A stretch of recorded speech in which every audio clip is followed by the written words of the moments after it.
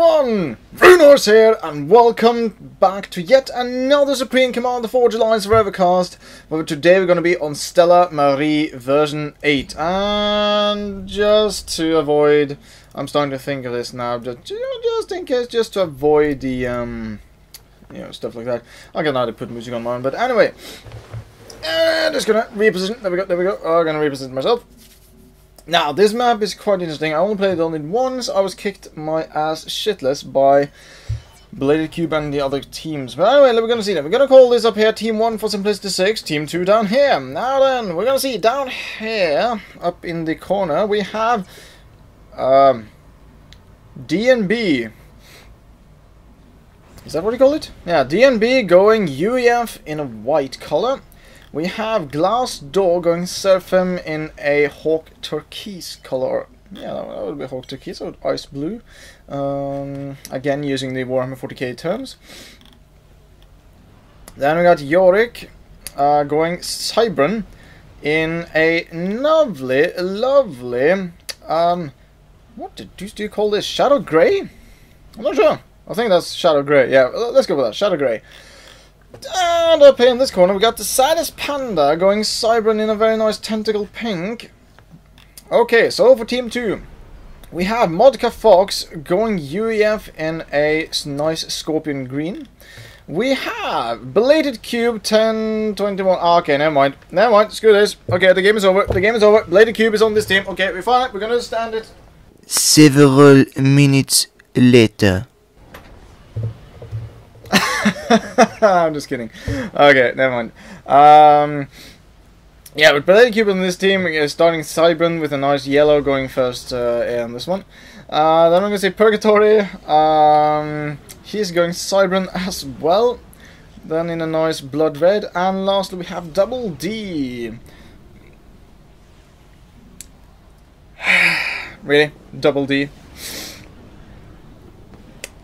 Yeah, anyway. He's going Seraphim in a nice orange-ish flesh color. So that is your team then. We got one UEF, 2 Cybrans and 1 Seraphim on this team, and 1 UEF, 2 Cybrans and 1 Seraphim on this team either, as well. So it's going to be interesting. So the map is a little bit interesting though, because you got 2 players on this side and 1 player on the other side, and then it's mirrored on this side, so that it's like kind of a crisscross match. And I was told by... Oh, who sent me this again? Was it Bladed Cube? Oh gods, I can't remember now. Either it was Bladed Cube or the Thesaddestpanda, but anyway, oh god, to anyone that actually sent me this, thank you so much. I mean, it's really nice. I'm actually starting to get replays that I can now put in a queue so that I can, like, yeah, I'm gonna do this one this day and this one for this day. So I'm actually now starting to get, like, this small mini vault in a Word document for myself so I can actually do shit. But we're gonna now start to, like, see how things are going, though. The Thesaddestpanda is now sending out some skyhooks here. Well, 1 skyhook with a few engineers moving over to this island over here. We see that Yorick is on his way with a bomber over to Bladed Cube, probably wanting to harass a little bit. We see also that GlassDoor and D&B is both sending out scouts though, so perhaps not too much communication here. 1 scout would probably have been enough. I don't know. We'll have to see. Okay, so 1 engineer has been taken out here for Bladed Cube. This Zeus attack bomber is coming in here and going on for another pass, or no, it's going for a 2nd engineer over here, taking that one out. Nothing has been built on this mass extractor though. Oh. Why is it that every time I'm ready to do a cast, I get a very strange nose where it feels like there's something up in my throat preventing me from speaking, and I have to sit there just and sounding like a fool. Okay, so Jesus Christ, this bomb is racking up kills fast. Getting 4 kills already, and going up to 6 kills, but before taken out by Bladed Cube Prowler. I thought that air factory was gone. Wasn't what? Oh, sorry, there was an air factory here. I mistook it for a land factory there.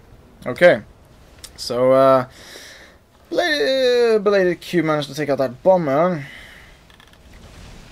We see that Yorick is actually sending in interceptors here as well and taking out a Skyhook with, what was it? It looked like 3 or 4 engineers or something like that in that one, so that's very good. We see that ModcaFox drop back. Let me drop back. Not sure, but ModcaFox has a few frigates out now, and I'm gonna be. I know it's not completely like, you know, normal standard shit here, but I'm gonna speed things up to +2 in the beginning here because, you know, the Supreme Commander is. It has this certain element of. Where's that sun coming from? Oh, there we go. There's a Trident class there. A Supreme Commander can be a bit slow in the beginning, you know, for people that for people not playing. I mean, as I said in an earlier cast, I mean, for you that actually play this game, I mean, it will look like, ah, shit, I don't have any time in the world, I don't have any time at all to fix this kind of things. But yeah. So Yorick is standing here trying to get a navy online now, but now a few of these attack submarines are coming online, but Yorick promptly changes and switches over to submarine production in here, and we can see that there is quite a bit of a problem getting the what do you call it? The scuttles to get a scuttle online. We see that a courier is dropping off engineers here, and there's a large rock here so that the engineers can reclaim if DNB is paying attention though. And that's what it looks like. So they got that gigantic rock here. So far we see that there are different stuff going on. Each commander is doing their own stuff. A navy has been produced here for double D. Surprised it doesn't go for double navy. Okay, so I'm gonna stop with the very, very bad jokes. Oh my god, I mean, I just sound like a twat. And Belated Cube is coming in with quite a lot of attack submarines here, so this is quite interesting to see. This is quite interesting to see. Denying Yorick, that is a 1709 players, so this is quite the collection of average Joes and hinting to more pro players here. So we've got a good mix of people, good players here today, so that is very good to see. That's very nice. That's what I love to see. Now, the Thesaddestpanda seems to be so far unmolested, so the Thesaddestpanda is available when it comes to getting stuff done. The same goes with D and B and GlassDoor. Yorick taking the brunt due to the suddenness of the front line. Yorick decides to get a zap online, doesn't want to risk anything over on this side. There we go. Sorry for the bungee jumping up and down there. Whee! Anyway, there's a little bit of hit and run here going with the cruisers and Coopers actually for ModcaFox, having gotten T2 UEF Navy online. And I know people say that the UEF has a crappy T2 Navy, and yeah, to a certain extent I would agree. But I personally love the Coopers. I mean, consider this though. Yes, it's on it's on the top of the water. It is a boat, so it can take all kinds of fire. But that's the charm of it. Basically, look how small it is. Look how slink it is. Look how fast it is. I mean, if you use that correctly in a naval fight, you can make every single unit fire at it first because you're sending it forward. If you're good at microing, you can actually draw some fire away from your own unit so the others can get into the fight. I mean, it's quite of a charming unit, I would say so. I mean, it's a very cool one. I mean, I understand why the UEF would build it. To a certain extent, I mean, I don't understand just why not go for a submarine, but, you know, it's the UEF, you don't really see the logic in a lot of things. It's the UEF. But they got the shield boat, though, so for me, that kind of makes up for it. And what do we see here? We see that Yorick is sending out a tactical missile. Over here, what do we see? Is it going for the Tech 2 Mass Extractor? Oh, but will this Zapper get on in time? No, I don't think it will. And one Tech 2 Mass Extractor is going down, but a Zapper is being hastily produced here as a second missile is incoming. But I think the Zapper will be coming online in time. But where is that missile going though? I'm not sure, but now the missiles are spread into 3 of them. 2 of them didn't really do too much damage, but another volley of that could take care of it. But I understand why he wants to hold his missiles back, but no, as I said, he's firing yet another missile. Probably not seen that there is a zapper here, but now 2 zappers are coming online, so this missile won't really be able to do much. We also see a little bit of naval engagements here. A little bit of bad positioning here for DNB's units, so that the 2 frigates are being taken out. Or basically 3 frigates. And the Thesaddestpanda is so far unmolested. The same goes with ModcaFox. I would say due to the belated cube and ModcaFox, I mean the 1500 rank player, the Thesaddestpanda and Yorick is 1700, 1600 though, but you have GlassDoor and DNB being 1200 and 1100. Good players. I mean, they must have done something right to earn the 1100 and 1200 rank. I mean, I am 1000 player, and I mean, you can pretty much see why I'm a 1000 rank player for my, if you have actually seen some of my replays or seen my playstyle and stuff like that. I mean, I would say I'm an acceptable player. I mean, you know, I play for fun. I play for fun's part of it. I mean, because it's nice and charming, and it's very fun to play with friends and stuff like that. I do try sometimes to do like 1v1s and play to get a little bit better, so I can get more tactics. So I can sit here and say, oh yes, this is very good because they do this and this and this tactic with this unit, and they have this and this and that in DPS and blah blah blah. I want to get to that point, but until then, I have to rely on my witty charm and I was going to say sense of humor though, but I mean, that's a bit pushing it. So yeah. But I had a point, but I lost it. But anyway, let's see now. Purgatory. What have I heard that name before? You know, besides from the religious text. Have I casted a game with Purgatory before? Have I seen a game casted with Purgatory? I can't remember. But we see a little bit of gunship fire here now for the Thesaddestpanda taking out these mass extractors on this beach side. But the Salem class destroyer takes it out, but not before 2 of the mass extractors have been taken out. Now all of these units over here though have been able to get into the naval production facility for GlassDoor and DNB. We see ModcaFox and Bladed Cube is moving in here to just hamper the expansion and completely decimate 2 of the players' naval production, while Purgatory and Double D? What is Double D doing? Double D? Double D? What are you doing? You're upgrading to Tech 2 Air. You're upgrading to T3 Land. I hate to sound rude, but what is T3 Land going to do here? Unless you're going to plan on like air transport it in. But where the hell are you going to air transport this bloody thing? There's so much going on the map. Well, I can understand trying to air transport it here. There's not really that much they can battle it, except for some railguns. So, but anyway, I'm getting ahead of myself. We see some gunships are coming in here now for the Thesaddestpanda, trying to relieve some of the pressure, but that's a lot of anti-air though. So, oh, that Cooper has 60 health points left. Please take it out. Yes. Took out 2 frigates and 1 Cooper, but these factories will be taken out. Some triads online here.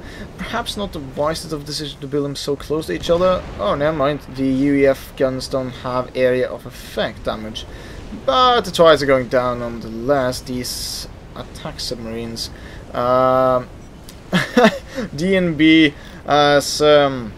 saying we're so fucked. I mean, when I play this map a while back, I was in this position here. I was crushed completely. I did not really know what I was doing and stuff like that. So, and then I fought against Belated Cube as well. So that's pretty much why I dread the might of Belated Cube, because he, I mean, among other players, he knows what he's doing when it comes to like the good player shit and stuff like that.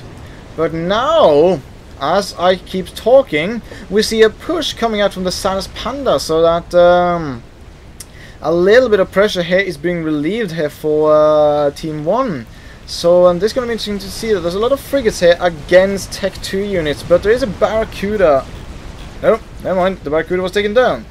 But now we see more units are coming in for the Thesaddestpanda. Yorick is pushing out with his own units as well, but it's a mixture of Cybran and Cybran forces. Okay, so never mind, I thought that was some Seraphim stuff over here, but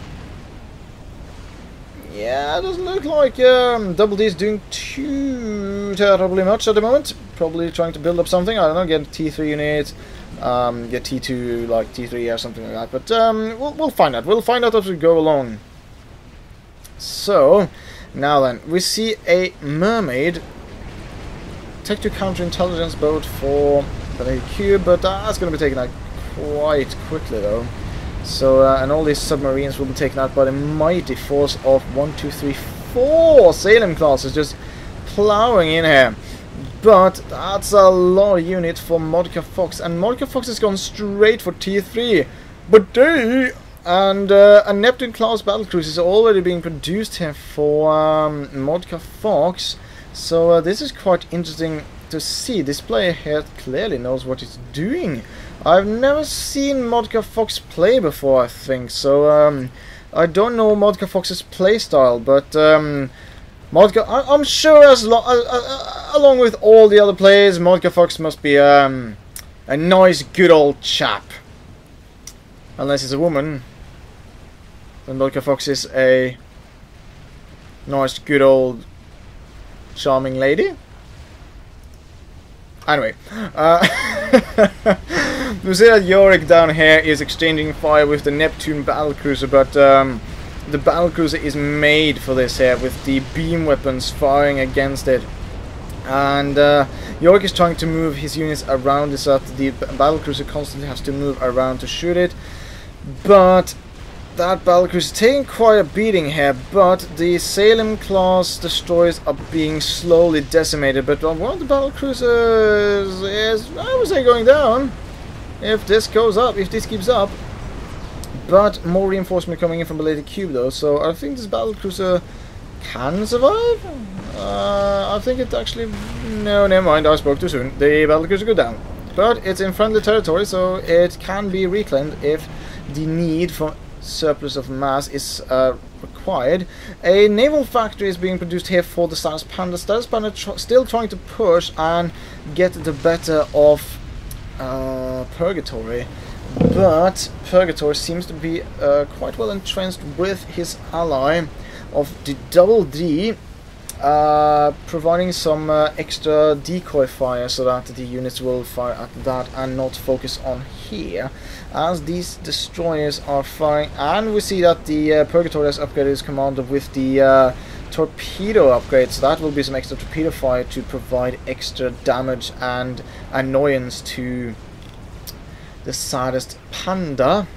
And we see also here that still the Team 1 players over here struggle to get their own units and shit together. We see that some artillery installations are desperately trying to be produced there, but I would love to see bus kills being produced here and stop like you're trying to repair this. One of the artillery bases are going down. We see that the second one is heavily damaged, and bus kills needs to be hastily produced, as this could be very dangerous indeed. And another clink hammer will go down. And over here the Thesaddestpanda has secured like this part of the ocean, but we see another cruiser for ModcaFox. We see T1 units, we see T2 torpedo boats, a shield boat, and a Salem class cruiser here for Belated Cube, so that ModcaFox is proving to be superbly valuable for his teammates on Team 2. Belated Cube having early provided to be a nuisance, and ModcaFox just spewed out units to take this part of the map. But the Thesaddestpanda is proving to be very useful here, and dropping some engineers for possible reclaim. Will we see reclaims? But the commander is here though, and sending out units. No, I'm see torpedo missiles. So the transport went down, taking a little bit of the brunt of the fire here, so that the engineers will be able to reclaim some of the mass and get more mass. What do we see then for now? We see that Double D has become a little bit more entrenched and is well more established, having gotten Tech 2 Air Factory HQ, Tech 3 Land Factory HQ with mobile artilleries. Why he would build that, I'm not too sure, but it's a good base defense, I suppose. And now we see a joint assault in the Thesaddestpanda and Yorick pushing, and these now is it? Oh, yeah, this can't be good for Team 2. No, Team 1. We see that 2 battlecruisers online here with Coopers, Thunderheads, shield boats, and another shield boat coming in already. We see now that for Double D artillery, Zui's Tech 1 light artilleries are being produced here, but where can they go inland though? This is the only place they can go inland, so these units will probably just stand here on the ridge line to provide extra damage fire for against Team 1. Now, while we still have some time left, I'm going to take a sip of water, because, you know, that shit is delicious. Ah, lovely. I don't know about water in other parts of the world, but in Norway it tastes delicious. Even in the cities, well, except for Oslo, then it can be quite questionable. But I mean, from my hometown, I mean, currently I'm in Trondheim. It's one of the northern cities in Norway, where you have like the student city with NTNU and, like, you know, really high society stuff of universities. And I live about 800 kilometers south of here. And I tell you, the water in my hometown and in the countryside is delicious as shit. I mean, that is the real stuff. I mean, I don't know, it has this taste that is so fudge nuggety good that, I mean, oh, I can't describe it. So, but now we see that the battlecruisers are really paying for, I mean, giving up of what they are worth, pushing Yorick and the Thesaddestpanda back. The Thesaddestpanda trying to get more engineers out to reclaim, because there's a lot of wrecks around the water parts. We see more engineers being sent out for Yorick, but he's not moving them because he's occupied elsewhere. So the units are going down in the face of Salem classes standing here, and all these engineers are going down. I don't really have too many hopes for Team 1 at this point, because now ModcaFox is so very well done here. ModcaFox even is as cheeky as sending engineers down over here to reclaim, so that is something that is very cheeky. Now we see that bus kills and trials are being produced here.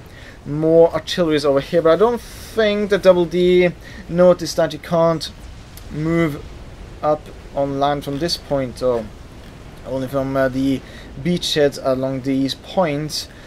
But Double D is sending in torpedo bombers and providing to be a nuisance for Yorick.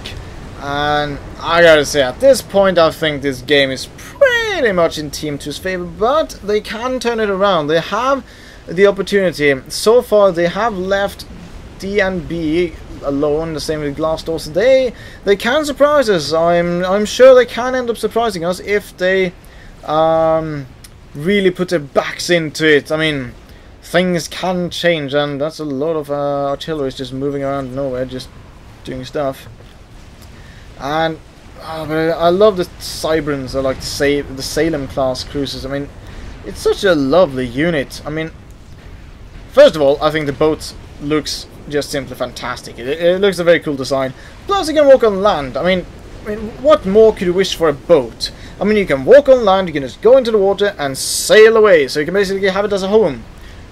Of course, every unit on this map except ACU, support commanders, are robots though. So I don't suppose there's much place in this robot for humans, since everything is robot control. But anyway, I'm getting ahead of myself again. I'm talking. But that's the point of this casting, I think. I mean, if I hadn't been talking, if I just had been sitting here and going, oh, that would have been very boring, I suppose. I at least you would have wondered what the hell am I on. So yeah. And now that Team 2 is just pushing into... oh god. This is genocide on just epic levels. And I agree with GlassDoor, this is war. This is just... really good average Joes against each other. Neptunes, I mean 3 battlecruisers, and they're not technically looking like they're going to go down.